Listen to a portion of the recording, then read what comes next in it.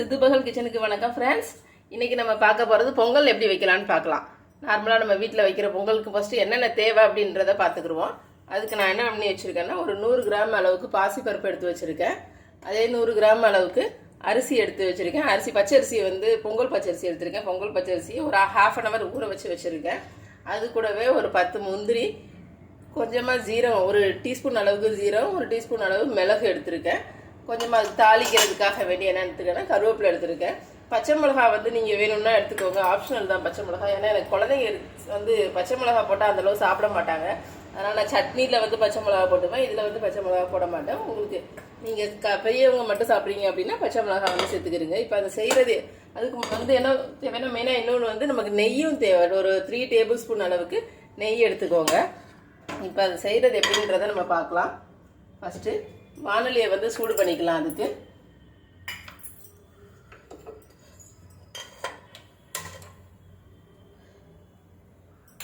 வானலி நல்லா சூடானதுக்கப்புறம் அதில் நம்ம எடுத்து வச்சிருக்கிற நெய் 2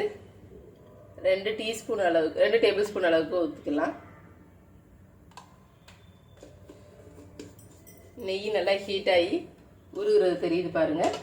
இப்போ நெய் நல்லா ஹீட் ஆனதுக்கப்புறம் நம்ம எடுத்து வச்சிருக்கிற பாசிப்பருப்பு எடுத்து வச்சுருக்கோம் 100 கிராமு. அந்த பாசிப்பருப்பை அப்படியே அதில் போட்டுடலாம். போட்டு அதை நல்லா ஃப்ரை பண்ணலாம். லைட்டாக நெய்யிலே ஃப்ரை பண்ணோன்னா அது கொஞ்சம் நல்லா சாப்பிட்றதுக்கு ரொம்ப டேஸ்ட்டாக இருக்கும்.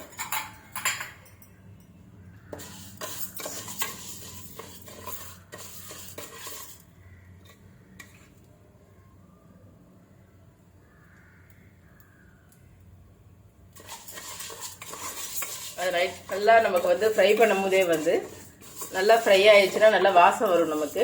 அது வாசம் வந்ததுக்கப்புறம் நம்ம ஆஃப் பண்ணிக்கலாம். நல்லா ஃப்ரை பண்ணலாம்.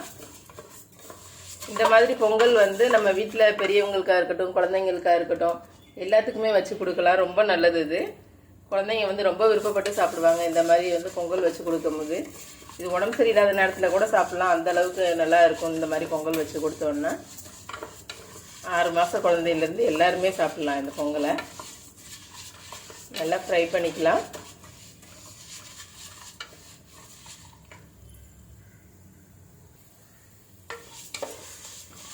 நல்லா ஃப்ரை ஆகிக்கிறட்டும். அதுக்காக கருக விட்டுறாதீங்க.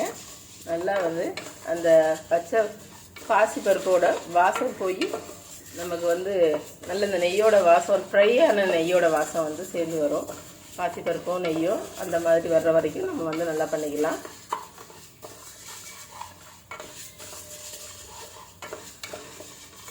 இப்போ பாருங்கள், அந்த கலர் நல்லா மாறினது நமக்கு தெரியுது. ரொம்ப கருக விட்டுற வேணாம்.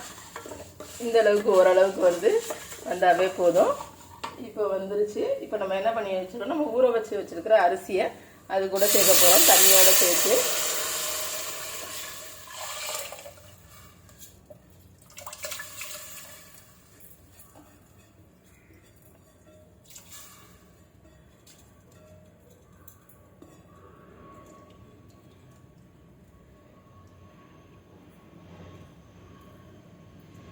தண்ணியோட சேர்த்து ஊற்றியாச்சு. இப்போ நம்ம தண்ணி எந்த அளவில் எடுத்துருக்கோம் அப்படின்னா, இந்த டம்ளர் நான் 100 கிராம் அளவு அரிசி எடுத்ததுக்கு இந்த டம்ளரில் ஒரு 5 டம்ளர் அளவுக்கு தண்ணி எடுத்திருக்கேன். இப்போது ஒரு 4 to 5 டம்ளர் அளவுக்கு நம்ம தண்ணி ஊற்றியாச்சு. ஊற்றிட்டு அது கூடவே நம்ம தேவையான அளவுக்கு உப்பு போட்டுக்கலாம். உப்பு போட்டு நம்ம க்ளோஸ் பண்ணி வச்சிடலாம். குக்கரை க்ளோஸ் பண்ணிவிட்டு ஒரு 7 விசில் வர்ற வரைக்கும் நம்ம வெயிட் பண்ணலாம். ஒரு 7 விசிலாவது வந்ததுனா தான் நல்லா குழஞ்சி நமக்கு வரும். நல்லா குழஞ்சி வந்துச்சுன்னா பொங்கல் சாப்பிட்றதுக்கு நல்லா ருசியாக இருக்கும். இந்த மாதிரி போட்டு நம்ம கொஞ்சம் நேரம் ஒரு 5 மினிட்ஸ் வெயிட் பண்ணலாம். ஒரு 7 விசில் வந்ததுக்கப்புறம் நம்ம ஸ்டவ்வை ஆஃப் பண்ணிக்கலாம்.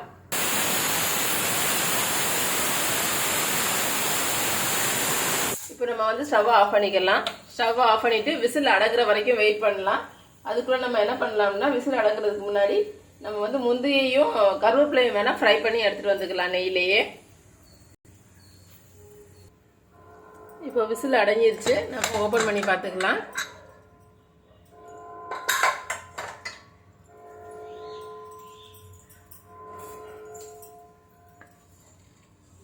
நல்லா குழஞ்சி வந்திருக்கு. இப்போ இது கூட நம்ம ஜீரகம், மிளகு இதெல்லாம் ஆட் பண்ணிக்கலாம். ஃபஸ்ட்டு நீங்கள் பச்சை மிளகா போடுறவங்கன்னா பச்சை மிளகாவும் போட்டுக்கோங்க. உங்களுக்கு காரம் வந்து பத்தாது அப்படின்னா.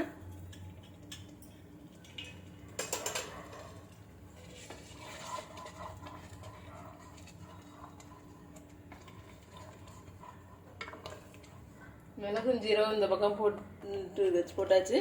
இப்போ நம்ம என்ன பண்ண போகிறோம்னா இந்த பக்கம் கொஞ்சம் நெய்யை ஊற்றி முந்திரியும் கருவேப்பிலையும் தாளித்து கொண்டு வந்துடலாம்.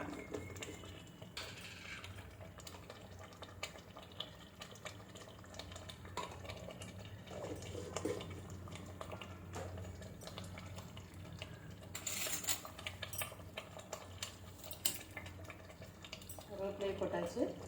க்ளீன் பண்ணி வச்சுருக்க கருவேப்பிலையை அது கூடவே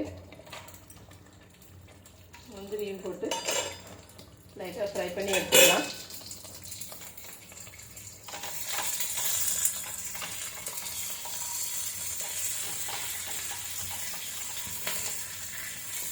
சிம்மில் வச்சே பண்ணிக்கலாம். ஏன்னா அப்போ தான் வந்து கறி போகாது. இல்லைன்னா முந்திரி வந்து சீக்கிரம் வந்து கறியிடும். அதனால் நம்ம வந்து சிம்மில் வச்சே லைட்டாக ஸ்லோ ஃப்ளேமில் வச்சே நம்ம வந்து நெய்யிலே லைட்டாக ஃப்ரை பண்ணி எடுத்துக்கலாம்.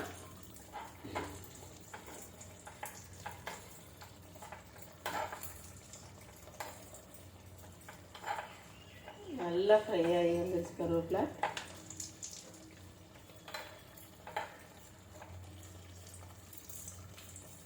அது கூட லைட்டாக முந்திரி வந்து நம்ம இறக்க போகிற நேரத்தில் போட்டோம்னா தான் நல்லாயிருக்கும். ஃப்ரை பண்ணியாச்சு. ஃப்ரை பண்ணி எடுத்துட்டோம்.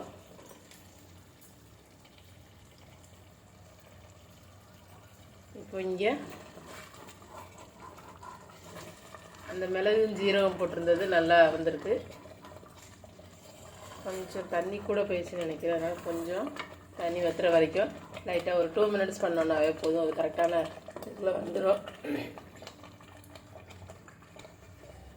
இப்போ நமக்கு கரெக்டான பதத்தில் பொங்கல் ரெடியாகி வந்துருச்சு. அது கூடவே நம்ம என்ன பண்ண போகிறோம்னா நம்ம எடுத்து வச்சுருக்கிற இப்போ ஸ்டவ்வை ஆஃப் பண்ணிடலாம். ஆஃப் பண்ணிவிட்டு நம்ம வறுத்து வச்சுருக்கிற முந்திரியையும் கருவேப்பிலையும் அதில் போட்டுடலாம். போட்டு கிளறி எடுத்துக்கலாம்.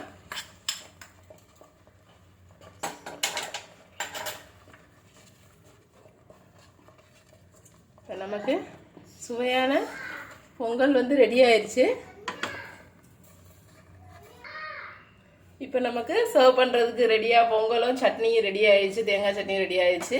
இந்த வீடியோ வந்து உங்களுக்கு பிடிச்சிருக்கு அப்படின்னா மறந்துடாமல் இந்த வீடியோவுக்கு ஒரு லைக்கும் சப்ஸ்கிரிப்ஷன் மறந்துடாமல் என்னோட அடுத்தடுத்த வீடியோவை நீங்கள் மறந்துடாமல் அடுத்து மிஸ் பண்ணாமல் பார்க்கணும் அப்படின்னா நீங்கள் மறந்துடாமல் சப்ஸ்கிரிப்ஷன்லேயும் கிளிக் பண்ணி அதில் ஜாயின் சொல்லிட்டு ஒரு பெல் ஐக்கான் இருக்கும். அந்த பெல் ஐக்கானையும் கிளிக் பண்ணுங்கள். அப்போ தான் நோட்டிஃபிகேஷனில் உங்களுக்கு காமிக்கும். சப்ஸ்கிரைபும் பண்ணுங்கள்.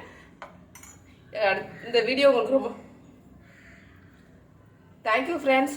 இனி ஒரு நல்ல வீடியோட நான் உங்களை அப்புறம் வந்து பார்க்குறேன்.